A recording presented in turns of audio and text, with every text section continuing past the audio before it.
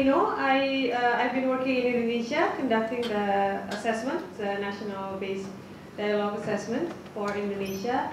And today we will have,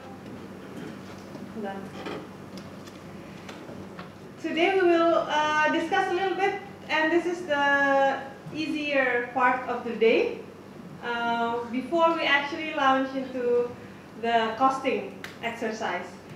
So you may remember Valerie has this during her presentation, and this is where we are now. We have addressed the first, second, and third, more or less, during our exercises and presentations. But then the next step would be, we want to know how much would it cost today and in the future when we want to fill the gap of social protection floor. And after we know how much it costs, we would like to know whether we can sell this to the government, whether the government would be interested. And the first question they would ask, naturally, would be, can the government afford it? Can we, or do we need to increase the fiscal space? Or what, in terms of monetary value, what is this, how is this going to look like? So we will mainly discuss the middle part for today.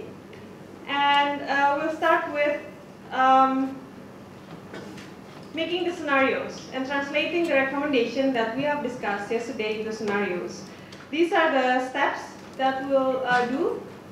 First, we have a short review of the assessment matrix and see how one connects with the other. And then we need to decide which recommendation that we would like to cost, or do we need to cost. And I will bring some examples from Indonesia. Then we need to translate the costable recommendation into costing scenarios.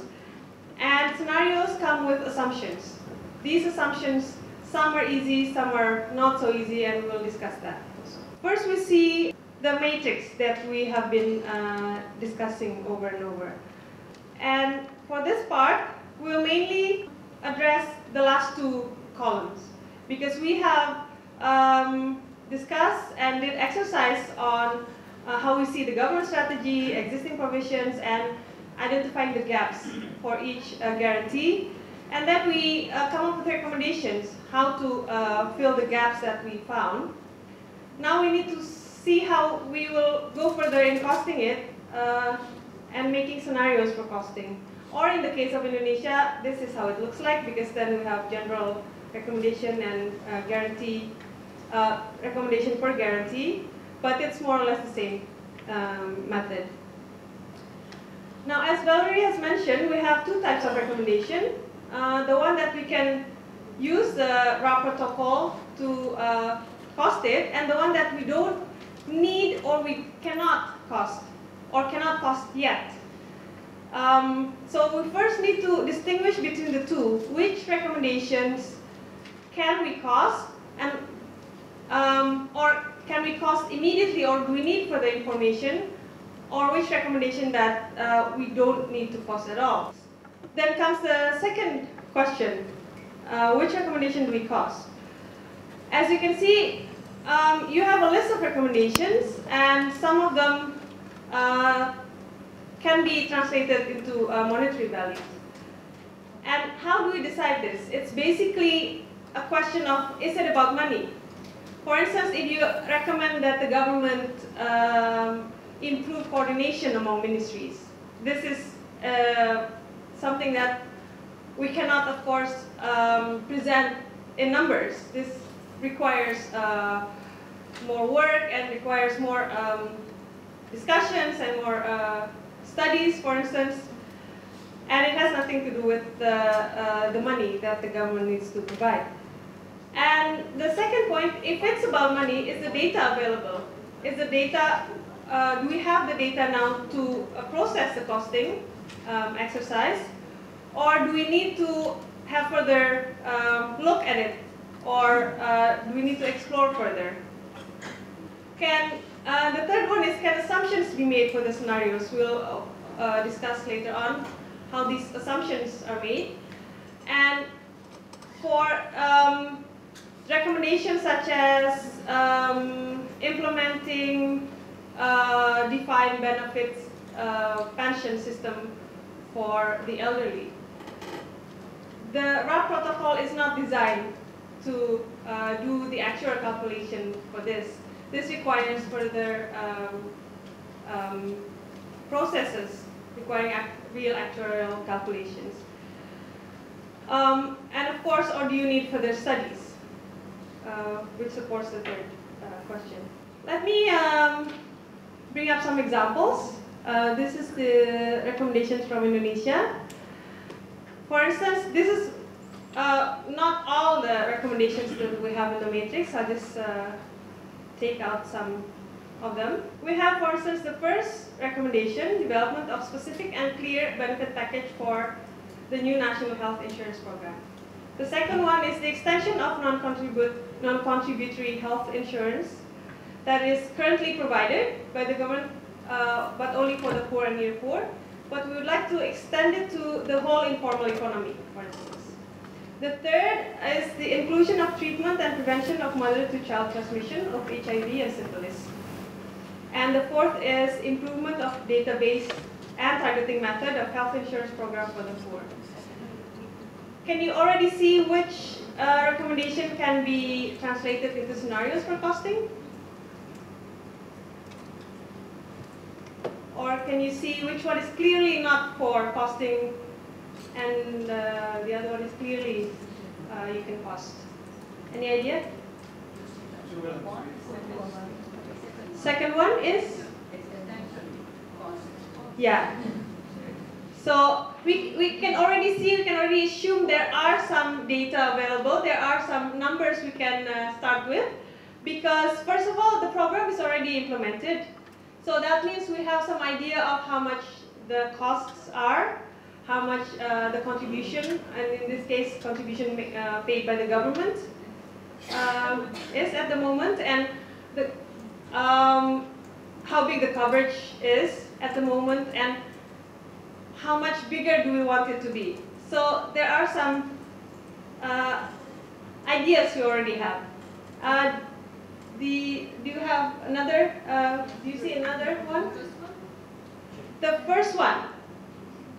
Yeah, the first one is pretty much debatable.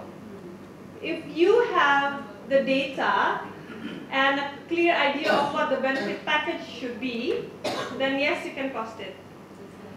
In the case of Indonesia, because Indonesia is currently reforming its social security system, they are now making these packages, and it's a big work, of course. We decided in the end that because it's being done by a team set up by the government, and there's a long discussion with the parliament and with all the line ministries about what the package should look like. So in the end, we did not do the design of the package, and in the end, we took their assumptions and the cost that they came up with and just cost based on that. Now, the third recommendation on HIV is not part of the costing the government is doing, because at the moment treatments for HIV are under a global fund, but they may not be in Indonesia for too long, and we see the urgency of including HIV, and from inputs from some colleagues from WHO and the UNAIDS, we should also include syphilis in it because it has as much impact and the cost is quite low. We decided that we need to cost this to show to the government how much it will cost, on top of the package that the government is designing at the moment. So this one we decided we can cost and we should cost.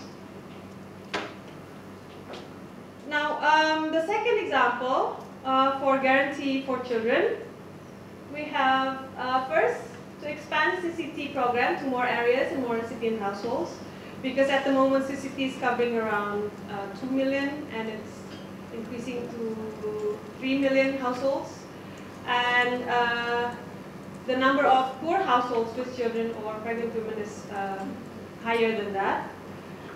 The second recommendation is explore the merging of CCT and scholarship program.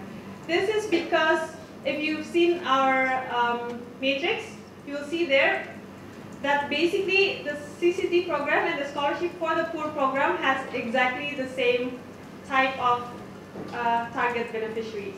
But they're run by different ministries, and within the ministry by different divisions in the ministry, and they're both cash transfers basically. So the same program more or less, same beneficiary, different implementers. So the second one is to explore the merging of CCT and scholarship program. So this is a lot of coordination and political processes. The third one is to explore and calculate the cost. Well, this is quite explanatory. Calculate the cost of Universal Child Benefit Program. Instead of CCT, for instance, which is only targeting the poor, then we'd like to also see how much it costs if we have a universal child allowance. And the fourth recommendation is to improve management efficiency of Raskin food program. Raskin is a food subsidy program which subsidizes rice for the poor. And we found during the assessment that it has a lot of mismanagement issues and efficiencies issues. Can you already see which ones are for costing? Number 1 and number 3, of course. Because of course number 2 is very political and administration, a lot of administration issues. And number 4, of course, it's even beyond what we can do for the government. For working age, I took here from the matrix 2 recommendations. First is to conduct a feasibility study for unemployment insurance scheme and linkages with employment services, because unemployment insurance is currently non-existent in Indonesia. Instead, we have the severance pay. And the second is to develop a public employment program linked with skill development for workers in the informal economy. Which one is for costing?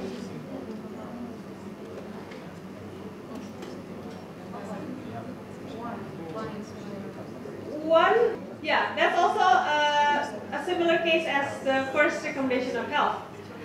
Because an unemployment insurance program, a new program, if we would like to implement it, requires a bigger work of actuarial studies and other feasibility studies, of course.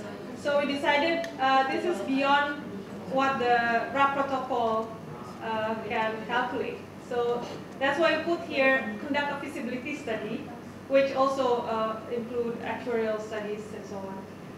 But the second one, because Indonesia has already a few training programs, and this recommendation has 2 parts basically, public employment program and skill development program. For public employment program, we can make some assumptions such as if we want to pay in minimum wage, and we have a number of minimum wage. We have a number of, more or less number of workers in the informal sector. We have, on the other side, is the skill development, and Indonesia has some training programs already going on, although it's not systematic. So we can combine data from both and make a calculation based on it. So this one we did. Now the last part is elderly and people with disabilities. Yes? Can I ask why number 1 is also not costable? Okay. Yeah, this one. It's not possible, but because the data we need requires a bigger work. You will see later this afternoon after lunch what the RAP protocol that we are using. RAP is Rapid Assessment Protocol. Of course, it doesn't have all the requirement for comprehensive actuarial study. The first one is very costable. Should you do an actuarial study? Yeah. Okay. Yeah. Back to the last part of the recommendation. The recommendations I took are first, extension of non-contributory minimum pension scheme for the elderly and people with severe disability. At the moment, the government has pilot programs providing minimum pension of 300,000 rupiah, around $30, slightly above minimum wage. Slightly above poverty line. For people with severe disability and elderly without family support, or vulnerable elderly. But the program is now covering a very small number of people that are in need of this assistance. So we recommend the government to extend the program to all elderly and people with severe disability. Elderly within the definition and people with severe disability. The second one is to do a feasibility study of a defined benefit contributory pension scheme for formal sector workers, which is now taking place in Indonesia in line with the reform. Because earlier we did not have a pension scheme for non-government workers, and now it will be extended to all formal sector, and this is taking place. And the third one is creation of sound database for disabled people to facilitate targeting. You can already see which one, yeah. So basically, the extension of non-contributory minimum pension for elderly and people with disability, we have an idea of the data available and what we need. The second point is similar to the previous point.